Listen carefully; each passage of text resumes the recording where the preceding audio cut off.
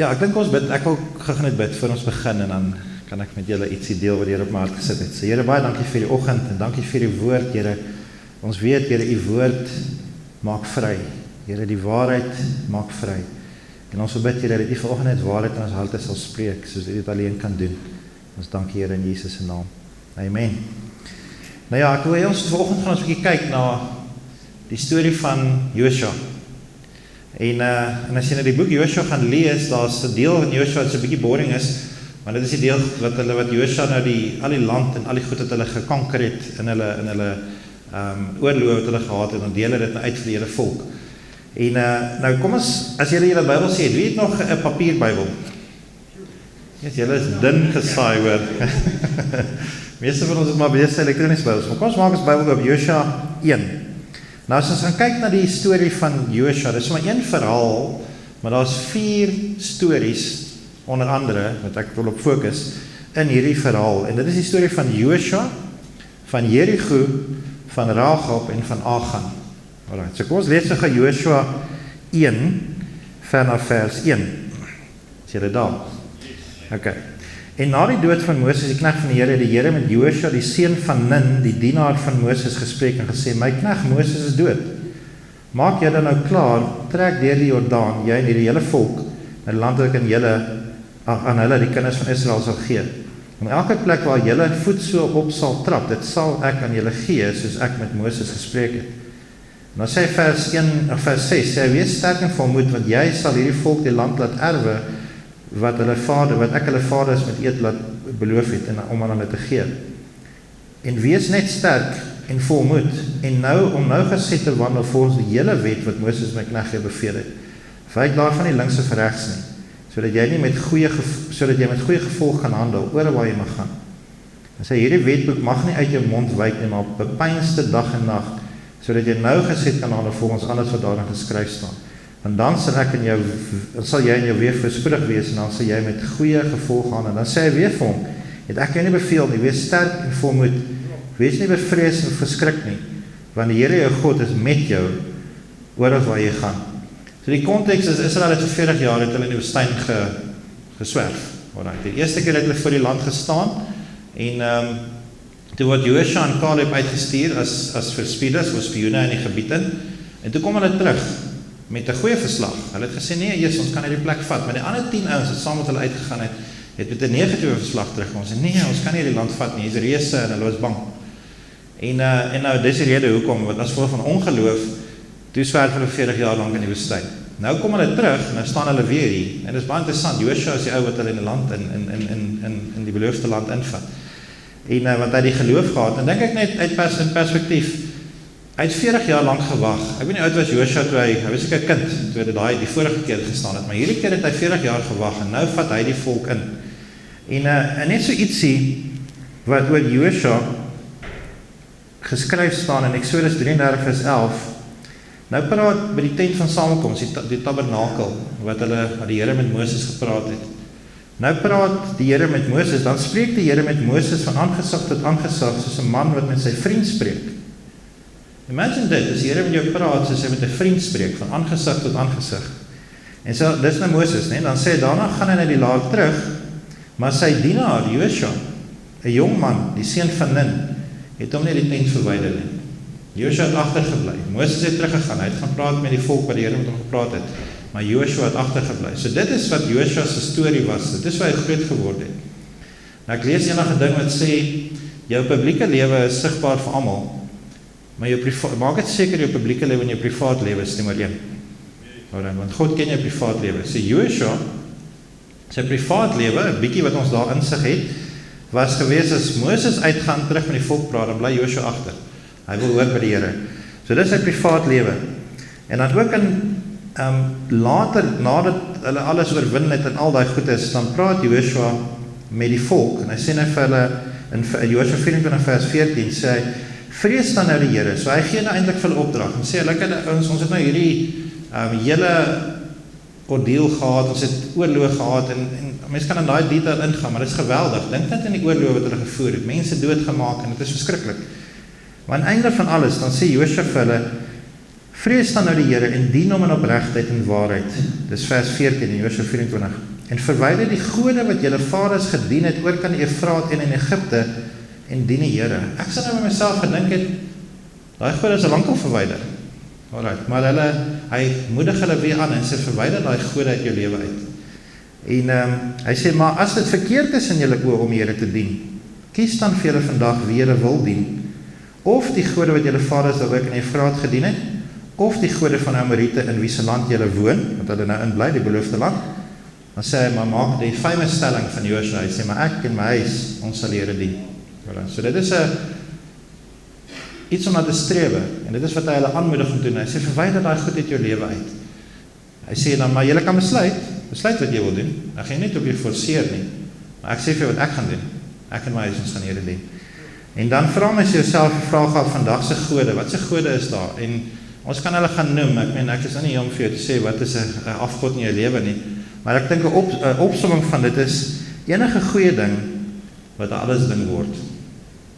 Enige goeie ding in jou lewe, wat 'n alles ding word, is 'n afgod. Alright, en ek en jy word aangemoedig, om dit te verwyder uit jou lewe uit.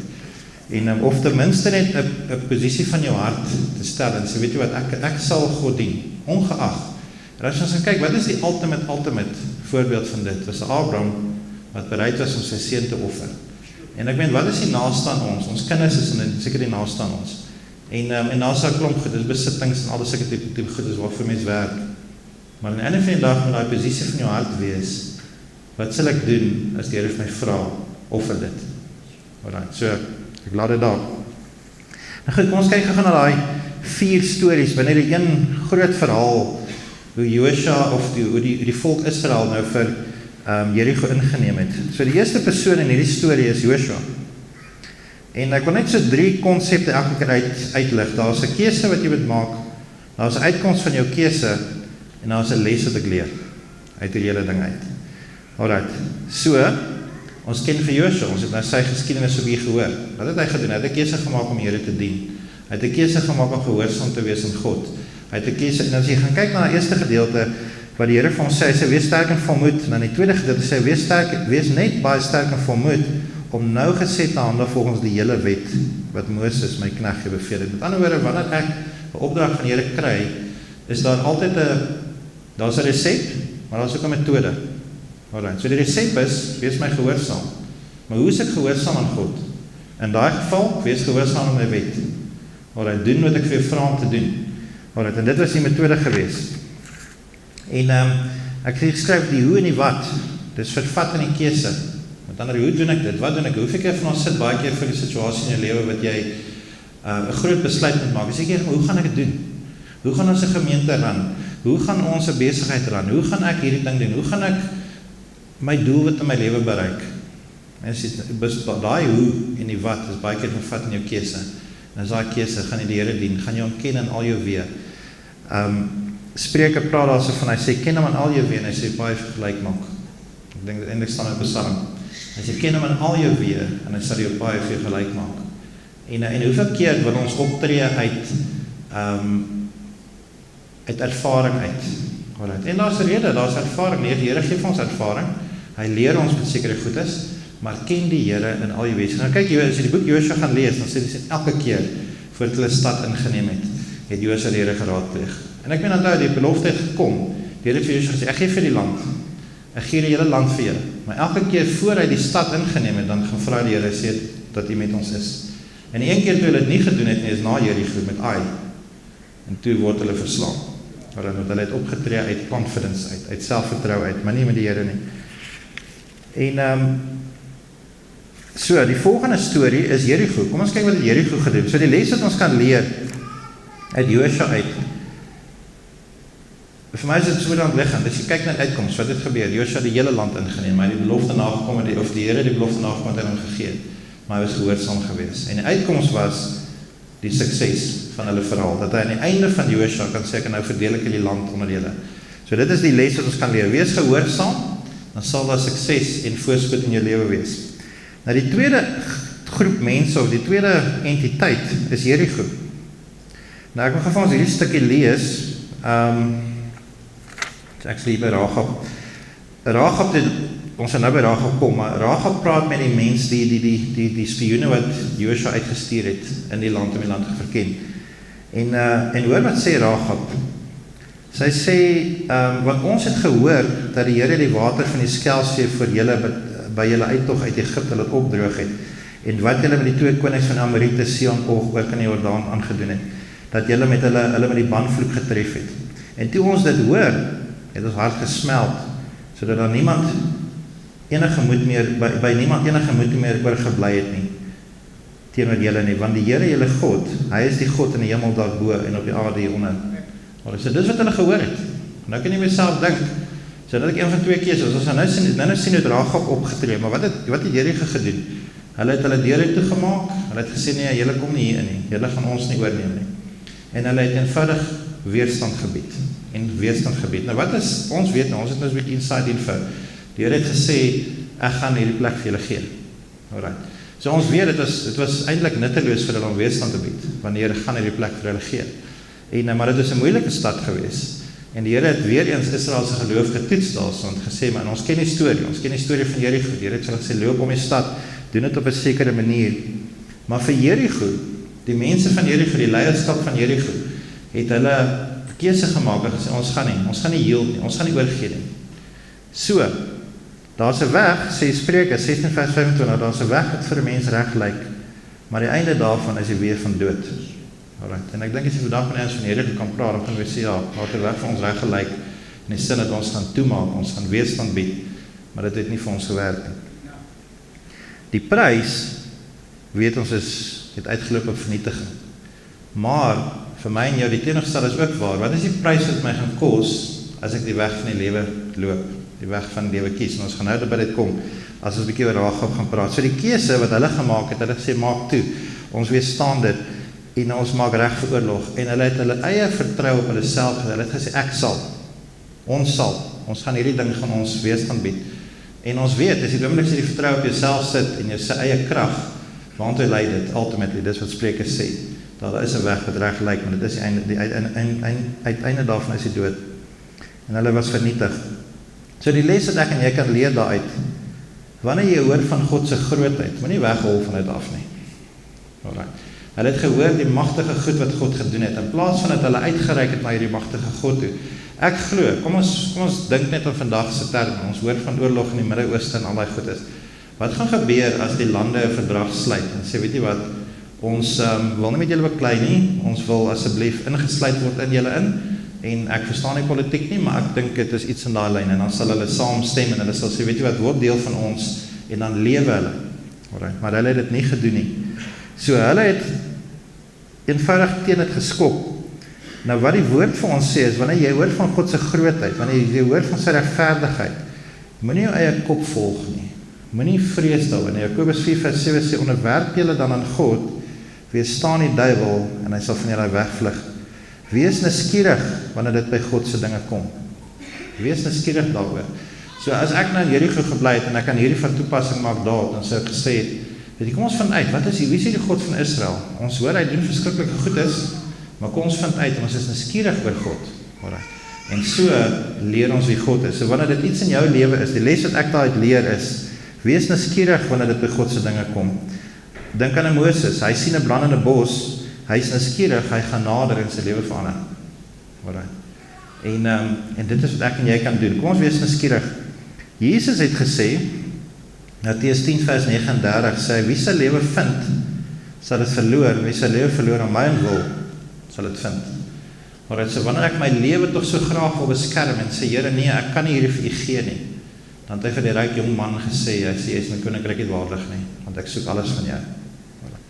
En in 1 Korintiërs 10 vers 31, moedig dit ons ook aan, hy sê, of julle dan eet, of drink, of enig iets doen alles tot verheerliking van God.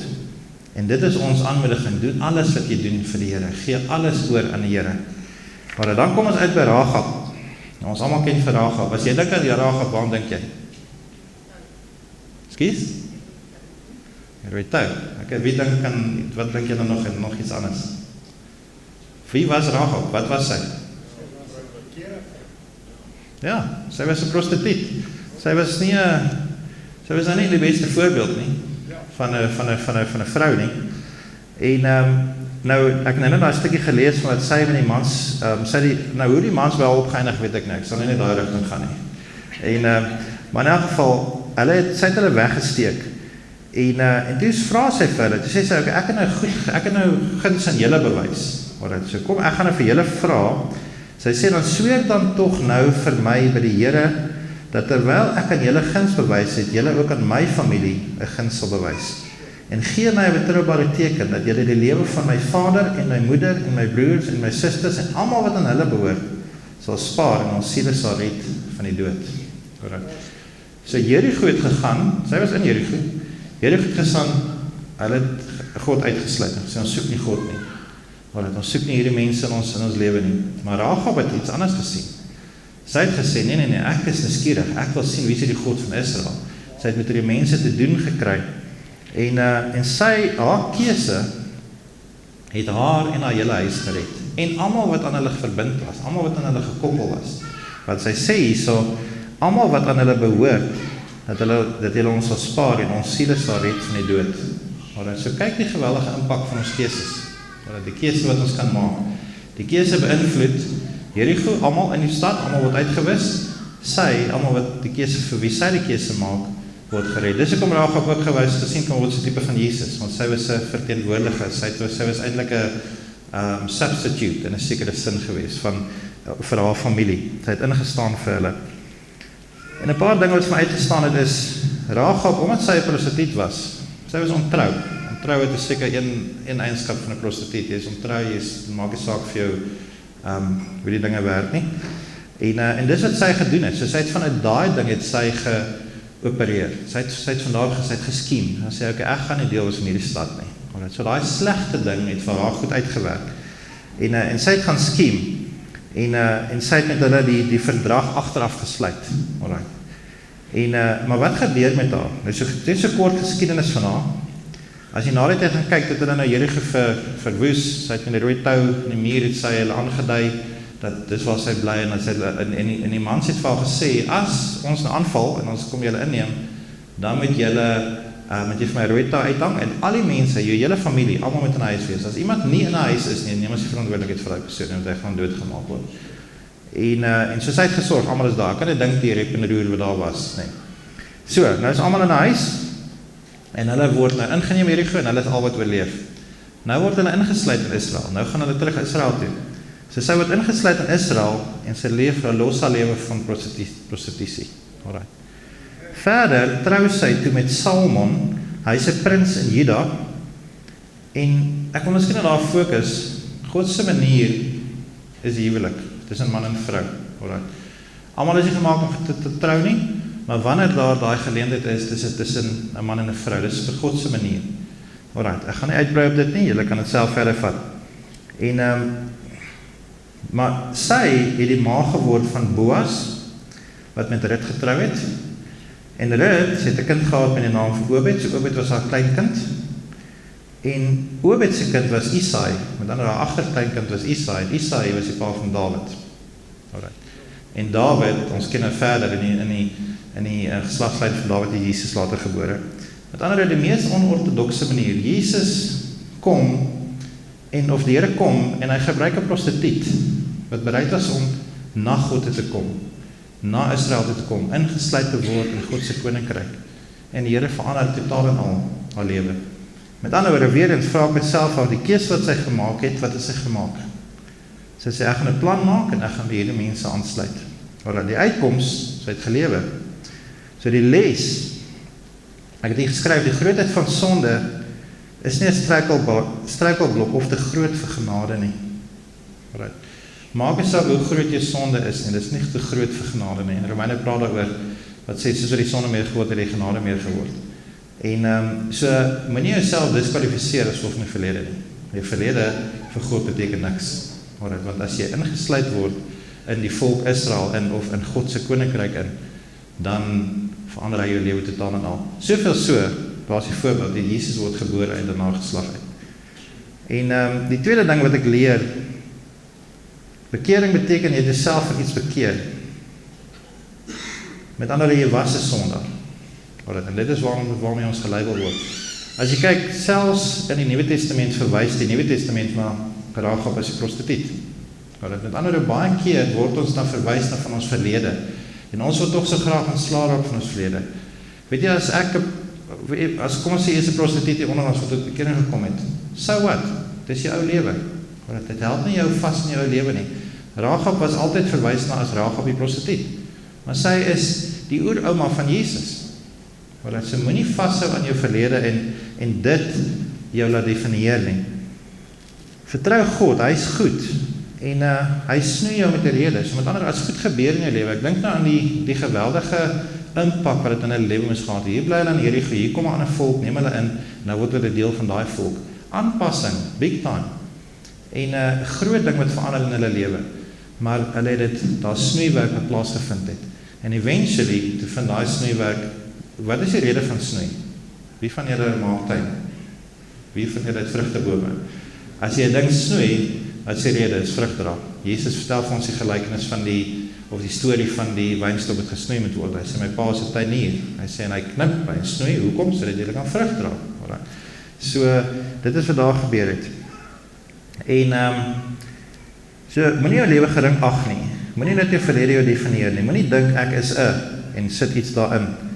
Die vereiste is net, los dit. Moenie aanhou met dit nie.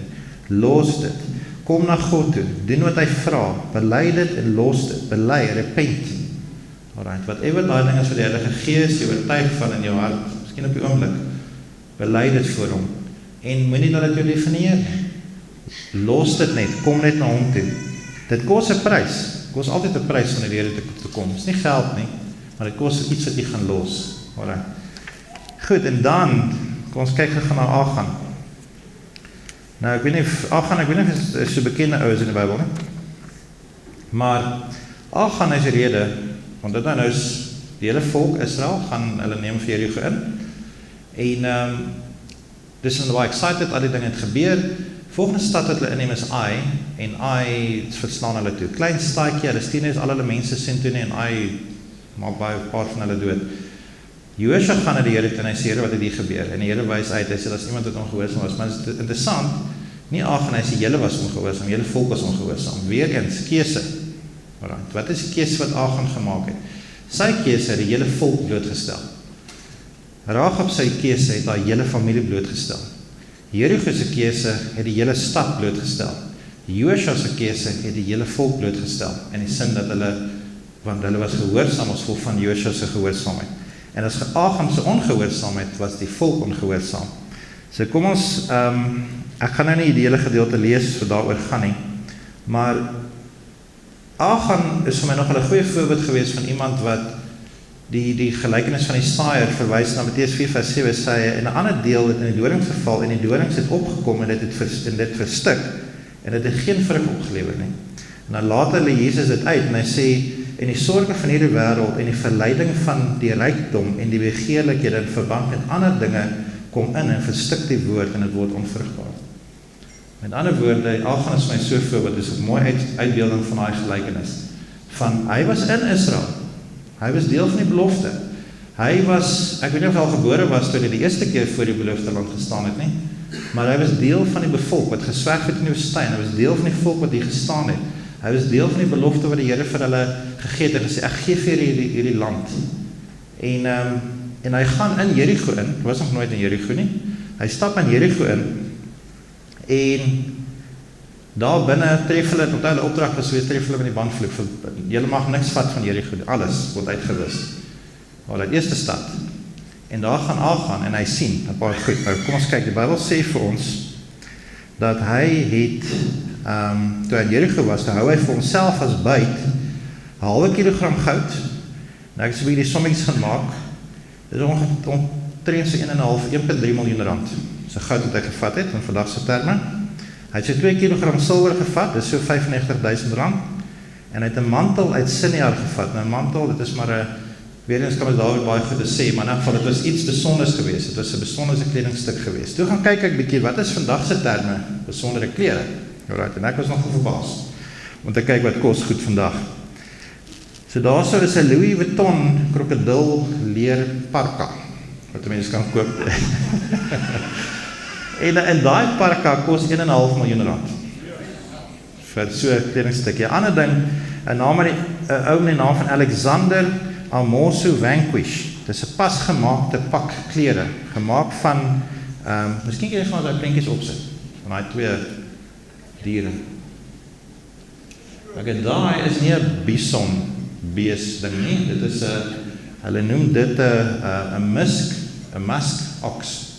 Alright, met 'n musk waar lekker ryk goed is, maar dit is so dit is 'n musk ox en die ander ene het nie nou nie. En daai is 'n tipe van 'n lama, maar hulle noem dit 'n vicuña, dit is die ding, maar dit is 'n familie van 'n lama. Nou net gevind oor daai twee diere, onthou nou daai hierdie ou se pakklere word van sulke materiale gemaak. Hy het 18 karaat goud knope en hy het diamant knope, 18 karaat goud diamant knope en ja, hy het 9 knope en daai pakklere verkoop vir 1,6 miljoen rand. So, nou daai twee diere, net so interessant dat ek so weer gaan kyk by dit. Nou wat dit so, en toe ek het sien, toe dink ek, maar Here het dit gemaak. En ons maak iets van dit wat die Here gemaak het en dan ergens waarde daar. Nogal interessant. Hoekom sal ons meer waarde heg aan iets wat die Here gemaak het as die Here homself? Okay, nou dis wat Agan gedoen het. Hy het daai klere gesien en toe dink hy, ek like hierdie mantel. En hy gaan steek die goedes weg. Maar interessant oor daai diere wat ons nou gekyk het, daai spesifieke lamalige ding, dit is 'n bok of daai met die fynste haar tussen 8 en 13 mikrons dik. Alright. En so dit is 'n baie raar ding. Hulle skeer hom net elke 2 tot 3 jaar dat hulle net so 'n bietjie materiaal wat hulle kan maak om iets van klere te maak. Met ander woorde uit 'n klereoogpunt uit is dit 'n baie waardevolle stuk of materiaal wat hulle kan gebruik.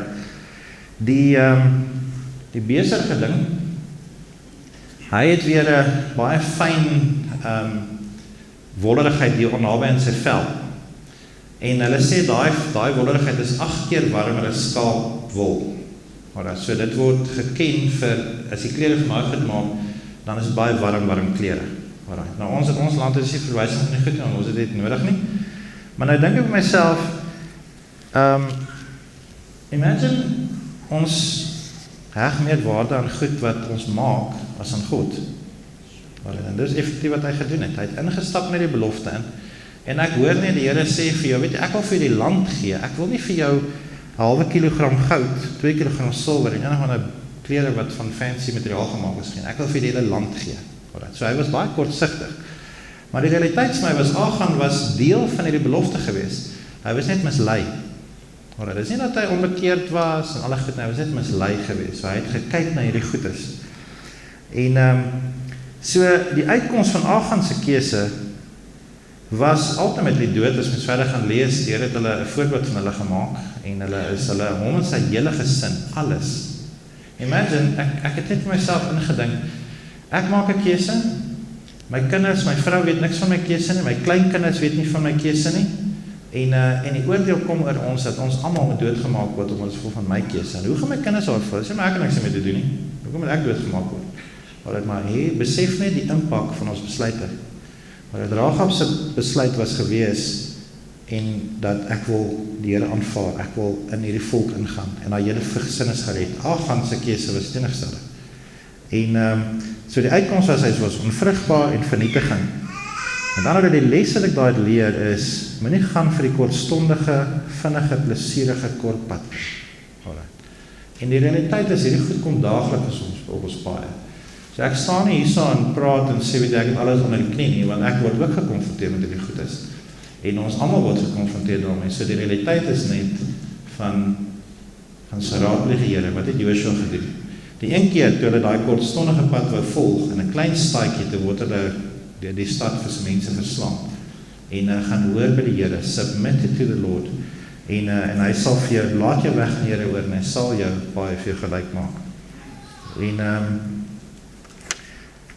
ja, dan bring dit my, het is basies klaar, ek dink julle kry die boodskap, so ek dink net om het saam te vat, en half net om jou uit te nooi, ons almal het vandag 'n keuse gemaak om hier te wees, soos David, wat hy sê, ek was bly, toe hy vir my gesê het, dat ons na die huis van die Here te gaan, alright, hoekom was hy bly, want hy het gesmaak, hy het geproe, hy het al gesien wat het is om God se huis te bly, En ons almal het dit al gesmaak en geproe wat dit is om God te dien.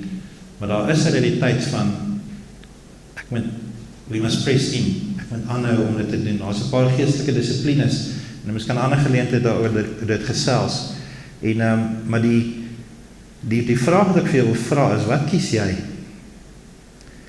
Die moeilik of die ongemak van groei, of die ongemak om jouself te bly?